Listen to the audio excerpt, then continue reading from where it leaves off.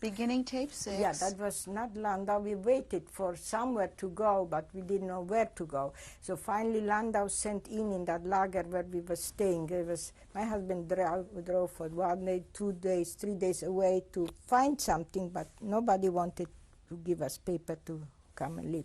So we went to Landau. I had a carriage for Hannah. And in the carriage, my husband built in a double, where she was laying on it, a double one. And whatever we had in Europe, in Poland, because we didn't have much, but after the liberation, my husband tried to work a little bit, and whenever he could buy, there was many Russian, in Poland, Russian soldiers who wanted to sell something for schnapps, for vodka, for drinks. And my husband was very known all over because he was an agent and he had many things what he worked for before he got married to me. He was working the coffee with chocolate and everything he had selling for the store. So he knew many people and he could get sometimes something for them.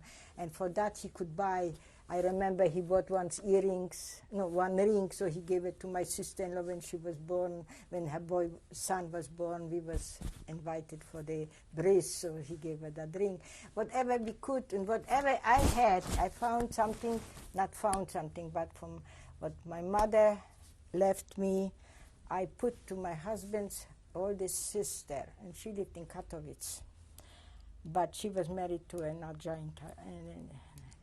So you were living there for 4 years. In Germany. In Germany. And Yeah. you say that you, things were okay. You didn't have a problem living there with the Germans after the war. No. You see, somebody came from Israel, from America, a big shot. I don't know, remember who he was. We lived in different places, the Jewish, there was 20 families. But it was not convenient for anybody there. So he came, somebody from America, and there was a very rich man who had a villa. And in that villa, he took the German out from that villa and put not all, but people who had children and was comfortable in the apartments what they was renting. There was 16 families in that villa. Everybody had one room. Were you there? And we was one of them too. And I had Hannah and Renee, the oldest one, and Hannah was born in Poland. She was only 7 months old. And what else? Mrs. David took her from me because she was very sick when she was born. She was vomiting everything. I didn't have anything. I had no breast to feed her. We fed her with milk. Maybe that was no good. So Mrs. David, maybe she was 4 or 5 weeks old. Mrs. David took her to her house. And she kept her in her house. She brought Hannah to the train station with the wagon when we left for Germany. She brought her in the wagon. And that was a big wagon, a long one. So my husband put all our stuff, what we have, money or whatever, in that bottom, under that. But in the train from that place where we were staying only for a while, we had to go with the train to Landau. And we had to transfer Landau and the Isar. That was between Regensburg and München. We had to transfer in one of the stations. I forgot what the name was of that station, I think. And we had to get out of the train and then in another train to Landau. It went this way. And when we had to put that wagon in the wagon where the baggage was. And when we got out from the train from Regensburg, it came from Regensburg, we got out and we got in the other, we wanted to go in the other train. Our wagon was not unloaded, our carriage. So my husband ran after the train and jumped in that train and went to Munich with that wagon because they didn't unload it. But I went with myself myself and with the 2 kids, by myself, with the other people, with the 20 families. What I don't know if all of them came the same time with me, but some of them. And there was horses with wagon, and we got on the wagons, and they took us in the city. There was like in the mountain, up the hills up there. And everybody, and me, I didn't have anybody to help me. I was with 2 children, and was my brother-in-law, my niece. They got, and somebody took them in a house. And I was sitting in the Jewish community center the whole bit till half night with my 2 children. And Hannah was crying for a little water or milk or what, and there was nothing. This was before you got your place to live. Yeah, that was before, when we got out from that other place where we was a whole month, or, you know, like a Durchgangslager, they called it, Durchgangslager. That was before it was a lager for Jews, and then they put us in. It was not closed for us, but we couldn't do anything there. So finally in the night, a train came from Munich back, and my husband came with a wagon. So they put me and the children and my husband in a restaurant, I will never forget, in a room somehow upstairs. And when I put the wagon by my bed, it rolled down. It was probably, that room was somehow crooked, and it was by the other egg.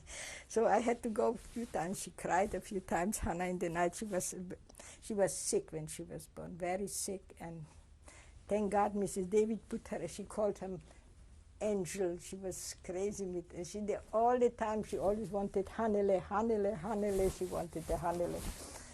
She wouldn't mind if I would left her by her forever, but she she was. How did you learn that your immigration had paper? Time so what happened arrived? when we was in Landau? That was Landau and the Isar. My brother-in-law was there too with his daughter. That's Max Thieberger. He died here by us.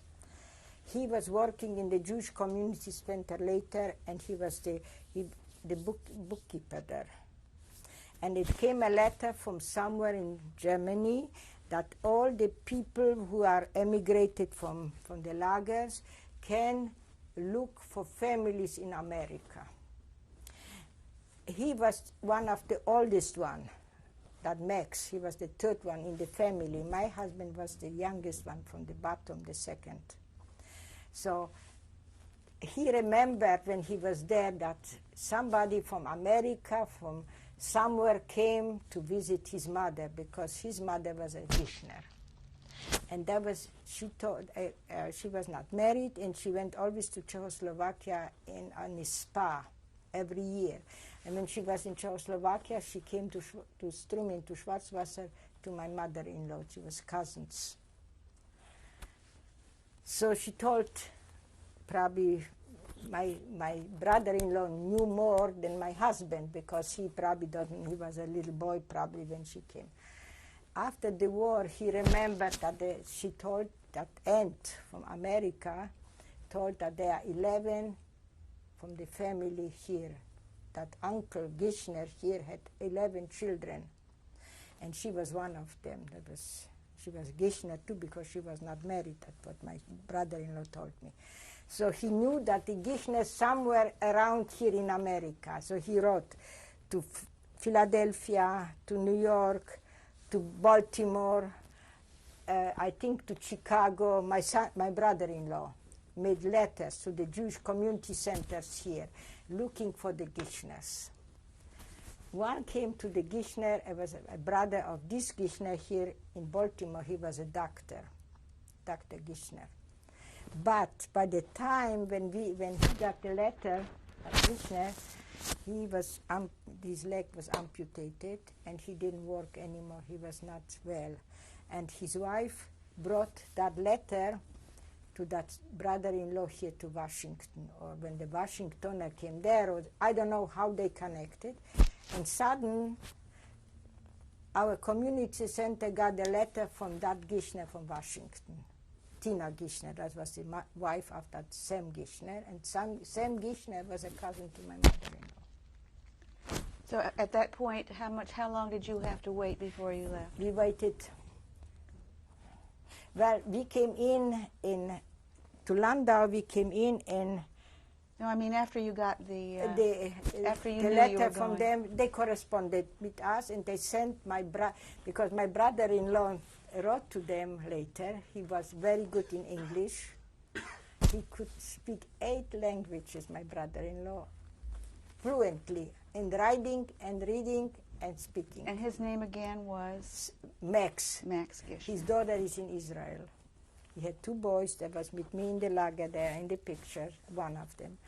And his wife, she couldn't, they had to pick her up, and she was not when there. you were ready to go, to leave from Germany, where were you going to go? we got our affidavits. We was waiting for the affidavits from the Gishners. The affidavits went through the Hayas to bring us over, the Hayas somehow, but the Gishners paid for that. And we got the papers in 48. Was the United States where you wanted to go all the time, or did you No, have? we wanted to go to I had the aunt from my mother's sister. She lived in Brazil, in São Paulo. And she wanted us to come before we should come to Brazil. But she said to me in the letter, what she wrote to me, she found me in the Jewish paper in Brazil, and we was registered there. She found out. So she sent me 20, I don't know what was her money, $20 or something. I was that time still in Poland. I was not gone from Poland. And she sent me that money, and when they brought me the money, it was 20 zloty, Polish money, but was nothing, not even a pound of meat for that money. And when I found out it was $20, what she sent, I didn't accept it, and my husband didn't let me to accept that, and I sent it back. And I wrote to her that I didn't want to take the money because we cannot, she never got the money back, and she was mad with me the whole years, my aunt, that I was too proud to take her money, but it was not because I was proud, I needed it, but I didn't want. Why didn't you go to Brazil? So then we came to Germany, and she wrote to us we should come from Germany to her. But when we was ready, we just wanted to go, she wrote to us, my husband has to go to Munich and make a test if he is a Schlosser, work, that what he put in, that he is what makes keys to the door, so that, so he had to go and make a test and sent her the test, because they didn't let anybody in who didn't have any trait.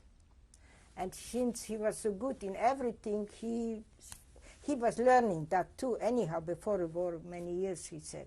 But he sent it to her. So she wrote us back, we should go to a priest and make paper that we are Catholics. Because when we will come to Brazil, they will change it for us that we are Jewish. But they don't let any Jews in. That's what she wrote to us.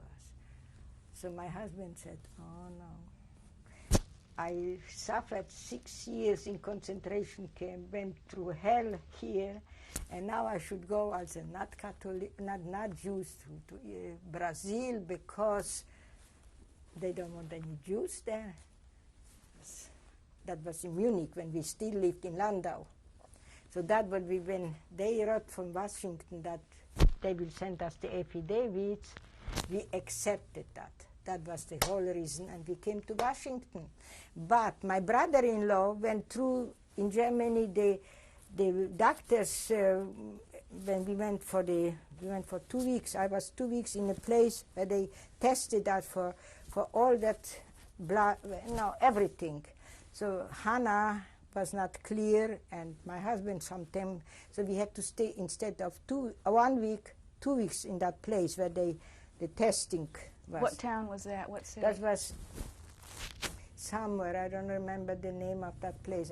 Was that Germany? Germany, yeah, in Germany, not far from Right. from the. Where did your ship take you when you came to America? From Bremen, and we came to Boston. You landed in Boston. Boston. And from Boston, we came in at 6 o'clock, 4 o'clock in the morning on the boat, and the commission came and they looked all the papers through, and they told us they're sending us back to Germany because it's not perfect. We have something with our lungs. Here we were so much through, and now we should come to America, we should go back. We was crying like crazy, so they put us on the side, and then they checked once more, and they looked at the films, and they did that, and they did that. And then they said to us, you 50% not able to work, and you not 50%, but so both together is 50 good, and 50 good is 100 good, and they let us in. So there was 4 o'clock on the boat before they let us come on the land. When we came in the land, it was 6 o'clock in the morning, or 7 o'clock. My kids start to cry. Hannah wanted bananas, but she didn't know bananas because she only spoke Polish, Hannah. And she said, barana. She wants barana.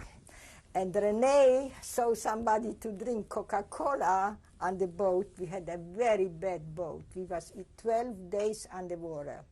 And it was Pesach time. And the water was very, very unruly. And we had, instead of 8 days or 9 days, it was 12 days on the boat. And the food was terrible on the boat. And not only that, we was all sick, everybody. I got a cabin with my 2 children. My husband had to clean all the toilets because he was all right. They took the whole people what worked on the boat. That was an old Brazilian boat for 800 or 900 people, and we was 1,200 people on that boat. The woman was sleeping they begged us to come and sleep with us in the room. In that room, and I had the other couple, I forgot her name, she had a little girl, so I had one bed with a bunk on the top, so my children slept one on the bottom, one on the top, and I with the other one. And both were sick, and my husband was all right, but he was not allowed to come in my cabin. The man was separated, and the woman was separated. And when we came to Boston, my husband got very sick. And Who met you in Boston? Nobody. Only I asked for tablets. I couldn't speak English, and there was help, but I couldn't talk to anybody. I didn't understand them. And so where did you go? Then was a Polish helpers there too, because we had Russian people on the boat, and we had Polish people on the boat. So there was Polish organization in Boston to help their people. So I heard somebody Polish talking there, so I ran to her and asked her if she can help my husband because he is sick. He was vomiting and he was not feeling good. I don't know from all that. But where did you go? So nobody met you. No, where did you go? Nobody met. My cousin was promising me, she was already in New York, but she thought we are coming to New York, and she wrote me to Germany that she will be on the boat when I come. And when I came to Boston, she wrote me, I got a letter there that I can understand the distance from Boston to New York, and she's working and she cannot come, but she will see me in Washington. We had for Washington the papers. So we was waiting there in Boston from 4 o'clock, 6 o'clock, and my children wanted that. So I went out, and that was the fish place where all the fishing came in. I still smell it in my nose. I don't eat too much fish. When I go somewhere, I eat, but home I don't make any fish. I cannot stand that fish smell in that. So I went for the bananas and didn't know what to buy. I wanted to buy bananas, and she screamed, bananas, bananas. Bananas is Polish. Hannah only spoke Polish. That's mother of Harry. She will be probably soon here. I don't know, maybe she not, because she didn't call. Oh, she cannot call. But anyhow, she was that. And so I bought bananas, I found, but they was green. And when I gave Hannah one banana, she spit it out. She said, Mom, that's not good, that's not good. Sure, the green one are terrible. And Renee wanted Coca-Cola, so I bought her a bottle of Coca-Cola because somebody on the ship, on the boat, had Coca-Cola, and she wanted Coca-Cola too. And they didn't give it to us. They only gave us, I don't know what we had. Nothing. Eggs, spray. So did someone meet you in Washington? Yeah, well, when we came, then they put us at 6 o'clock in the evening in Boston on the train. And in the morning at 5 o'clock, we was in Washington. So when we got out, we had not too many baggage because everything came with packages, I don't know, later on. But when we came to Washington on the station, on the Union Station, we came from Boston, 5 o'clock in the morning. Somebody was yelling, "Thiebergers, Thiebergers, Thiebergers," a lady, because the Mrs. Gishner was over 60 years old already that time. She was an old lady. And she got the phone call at 12 o'clock in the night that we will arrive at 5 o'clock in the morning, and she couldn't go, and she didn't drive, and she had a chauffeur. But the chauffeur was not in the house, so they came every morning to drive their car. And that lady took us out from my husband and Hannah and Renee and me. That's it, all four. And she took us outside from the station, and she took a taxi, and she sent us to the address to the Gishners. They live on Highland Place. That is by the cathedral up there on 34th Street. I don't know if you know where it is. You probably don't. They are dead a long time already, both of them. But they had a house there on Highland Place. The chauffeur, the man, the driver, didn't know where that was. So he drove us from one place to the other, and he didn't understand us, and we didn't understand. My daughter Renee spoke a little bit English because she learned in school, and she was bright, very bright, but he took us here, and finally he found that. Or he asked somebody or whatever, and we were sitting in the car, we didn't know anything. Finally, he told us to stay in the car, and he went to the door to knock on the door. It was maybe 7 o'clock in the morning. And when he opened up the door, when he rang the bell, that Mrs. David came out, an old lady in a long, oh my God, we didn't know who, we didn't know anybody here. But Mrs. David and Mrs. Gishner and Mr. Gishner both spoke German. They only spoke to us in German because she was from Auschwitz, born in Auschwitz, but she came here as a little girl. And Mr. Gishner was in Vienna. He worked on the dome in Vienna. He had a shop on M Street. Ironwork.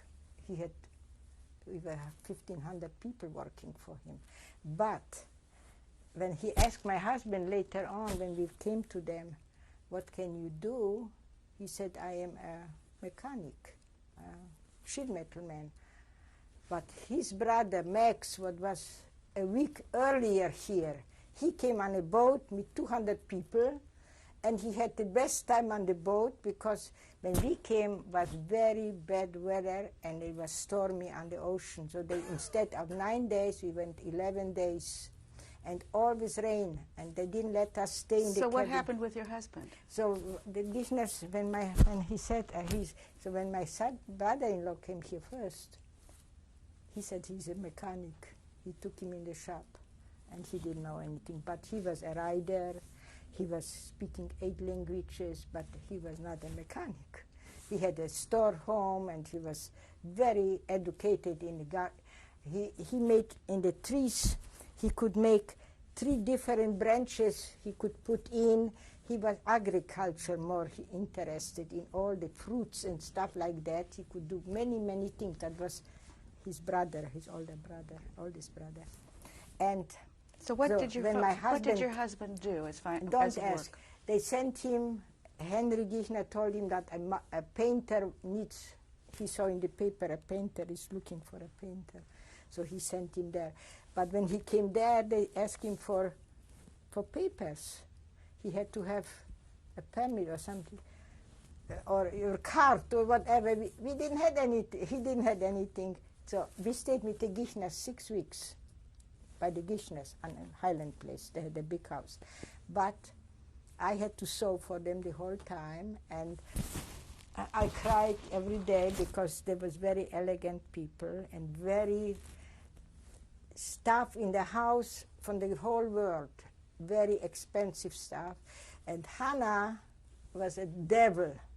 We lived on the second floor, and there was wood steps down, and she always lay down on that banister, and she always on her stomach down. And on the bottom, by the Gishners had big vases from out, who knows from where, probably thousands of dollars what they paid for that, was laying on that bottom. So she screamed, "My God, she will break my..." And I couldn't control Hannah. She was a devil. She was in everything. And they had they had stuff from the whole world there. And, you know, she wanted us to eat lettuce or spinach, the kids, or drink that. And we was not used to it. You know, our children was brought up different because in Europe we didn't hear that. So the aunt always made me like, they have to do it. You have to learn them. You have to tell them. She spoke German to me because she spoke a good German. Then Hannah, they had a maid, and there was always crystal glasses on the table, everything crystal. And the maid was serving. Hannah was always on the knees on her chairs, and they had that very expensive chair that from French with the heads on it. She always was on her knees and reaching something and spilled everything on a you know, I was so uncomfortable. And then I took her upstairs and I spanked her because she did so much trouble for me there. So she screams, and the uncle, I called him uncle, Mr. Gisner came out, and he said, "Why is the child crying? I don't like if children cries in my house." So, you know, everything was bothering me, and I said to my husband, "If I don't go out from that house, you will carry me on the cemetery. I cannot stand it anymore. I cannot take it anymore." So every day so he was looking for work, but he didn't speak English. So when he came to that painter that time, he asked him for papers or something, Mr. I forgot the name, and then he told him to go in a working somewhere for a work. I don't know what he needed for him. So my husband told to come home, and she said, "I don't speak English. I went on the bus. I didn't even know how to." As there was a priest in the bus, and he understood him, and he showed him where to get off from the bus to get for the paper. I don't remember what the paper was for, what they said. And he got the paper, and he went back, and he got the job. And he worked for that Mr. Munich, or whatever was his name. I don't remember the name. But there was a Russian man, he was a doctor here, and from Russia, but he was not a doctor anymore, he was a painter. So he was talking to my husband in different languages. We're going to have to end the tape now. Okay.